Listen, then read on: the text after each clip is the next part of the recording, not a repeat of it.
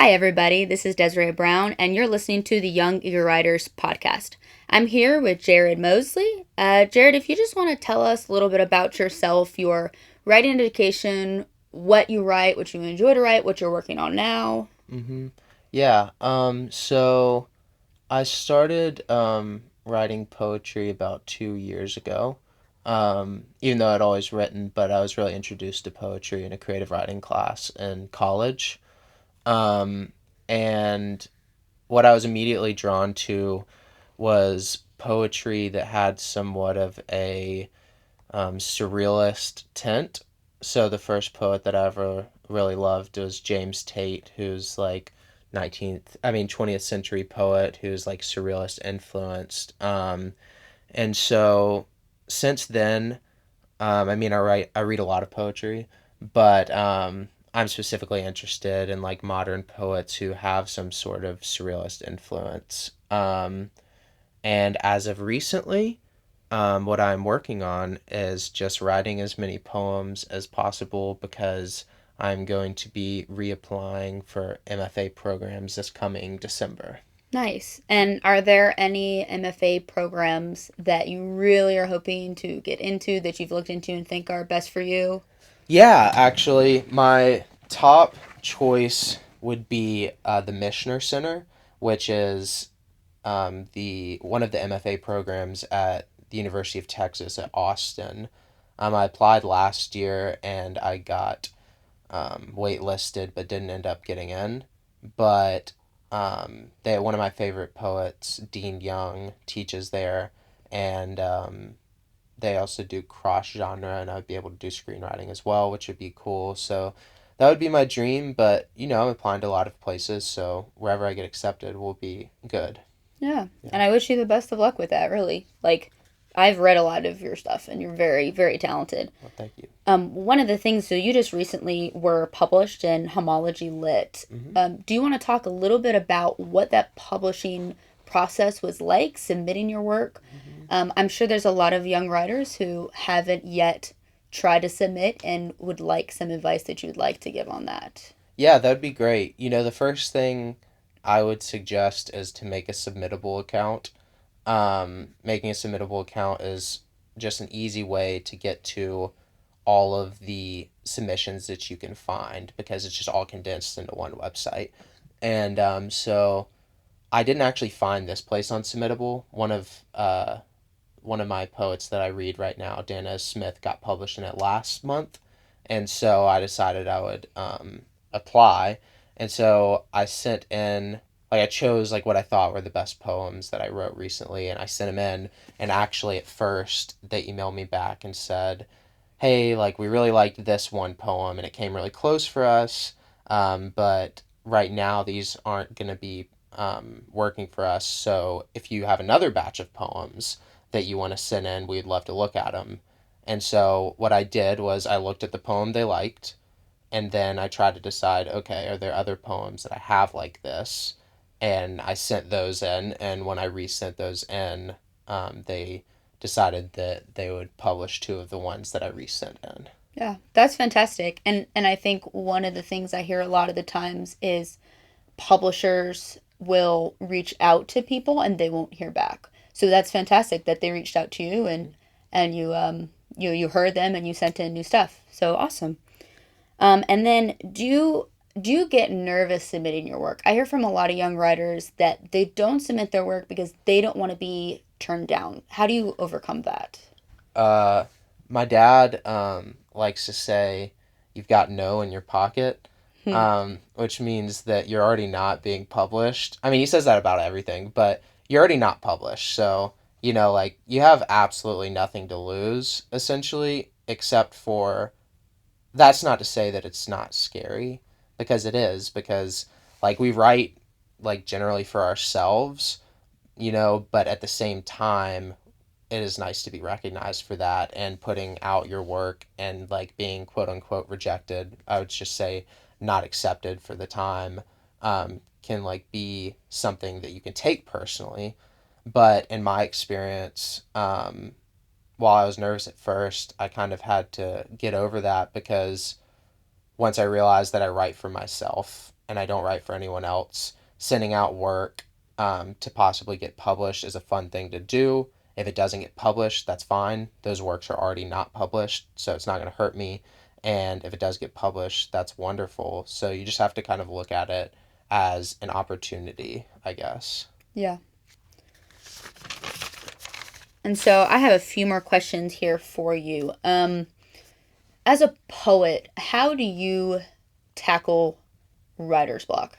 Yeah, so this is a good one because I think that I have a take on writer's block that's different than a lot of people, Hmm. which is that I actually don't believe in writer's block. Really? Yeah, so Dean Young, the poet that I was talking about earlier, um, in one of his books that he wrote about poetry, like prose about poetry, he said, writing good poetry is easy.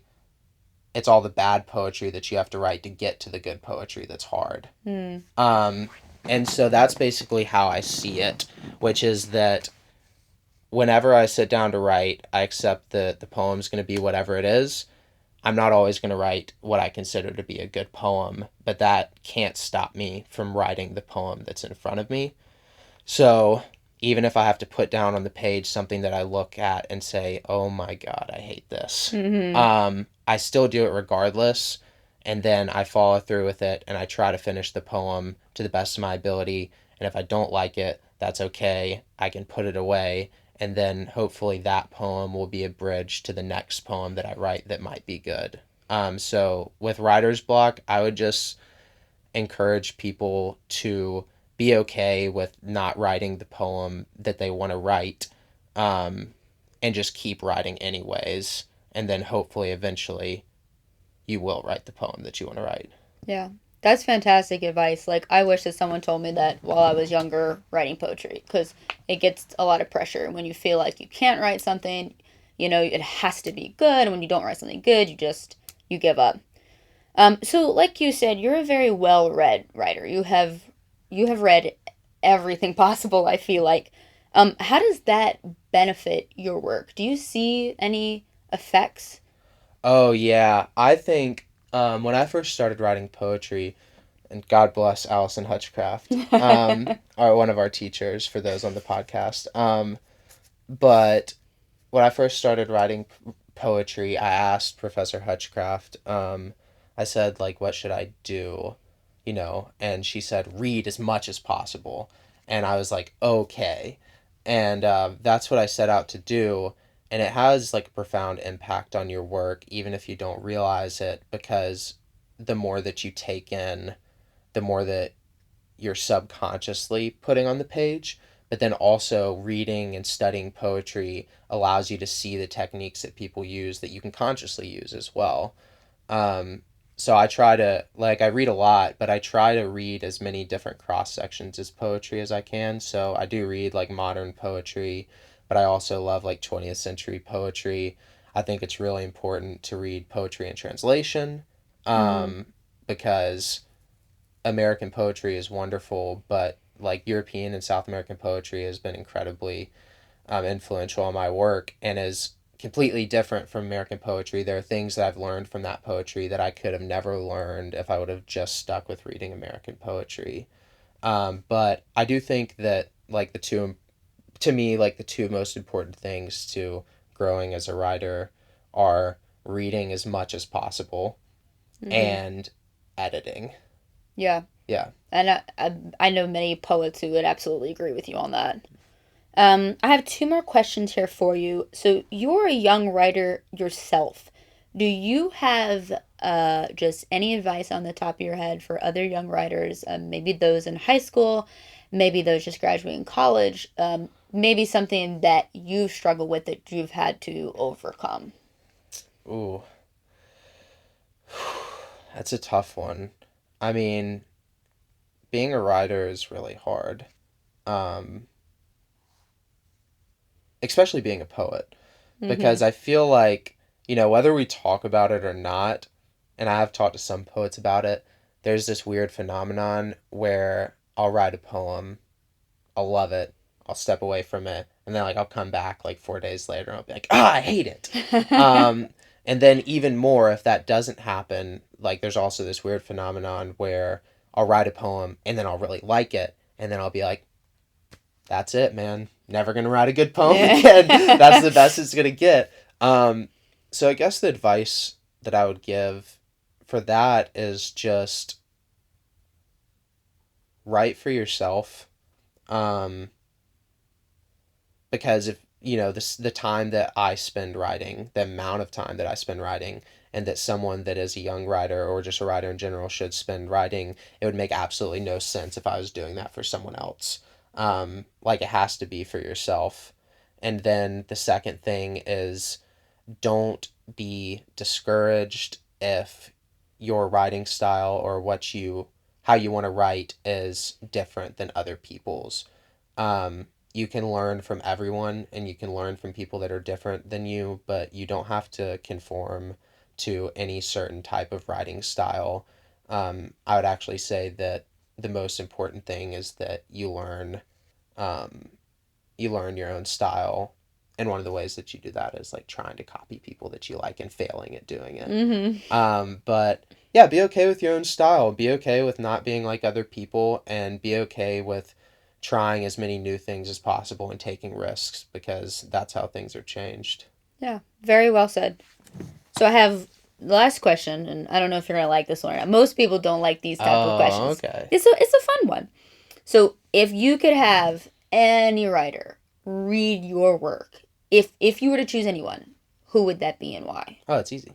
That's an easy one, really. Yeah. Well, he's not alive though. Does that count? Yeah, it doesn't. He doesn't have to be alive. Um, James Tate. Um, That's a good one. yeah. So I like sometimes like I feel like I've lost something in the sense that I'll never be able to meet him, which is crazy, but I've read, I wouldn't say like I've read all of his poems, but pretty close. And he's someone that I identify with on like a very intense level, um, because he's someone that's able to take language. I think it's like the base of poetry, what he does, which is that he's able to take language and make a poem that might be seemingly about nothing and turn it into something that can like absolutely devastate me. Um, and it's so emotionally moving and, so funny at the same time that like I wish that I could like have him to like guide me in what I'm trying to do. And like I don't know. It just feels like a kindred spirit, so that would definitely be it. Yeah. Yeah, that question was easy for you, huh? Yeah. Yeah. Well, Jared, I want to thank you for coming out and speaking to the young writers here today. If anybody would like to listen to the other episodes on this podcast, you can find them at youngeagerwriters.org. Okay, thank you for listening. Thanks.